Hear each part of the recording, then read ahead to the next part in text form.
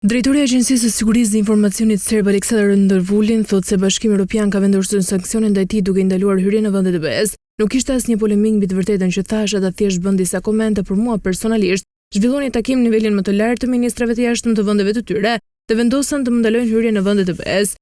Në një takim të grupit të punës të Këshillit të BE-s për Partneritetin Lindor, Komisioneri i Punëve të Jashtme i Komisionit Evropian propozoi vendosjen e sanksioneve për shkak të veprimeve destabilizuese ruse. Vulin gjithashtu deklaroi se ai nuk e dinte se nuk ishte informuar, por se e dinte çfarë propozoi. Kujtojmë se Vulin është nën sanksion edhe nga Shtetet e Bashkuara, më konkretisht nga Departamenti Amerikan i Thesarit, që ka deklaruar se Vulin përdori pozitat e tij publike për të mbështetur Rusjen. Përfaqësuesja e lartë e Bashkimit Evropian për punët e jashtme dhe politikën e sigurisë Kaja Kallas Tahana do t'i informojë ministrat e jashtëm të BE-s për zhvillimet më të fundit në dialogun ndërmjet Kosovës dhe Serbisë. Në këtë takim, Kallas me ministrat do të diskutojnë dhe mbi marrëdhëniet e BE-s me partnerët e Ballkanit Perëndimor, e ku në fokus do të jenë mënyrat për të forcuar më tej bashkëpunimin në fushën e sigurisë dhe mbrojtjes përballë sfidave politike, si dhe për të nxitur stabilitetin dhe sigurinë rajonale.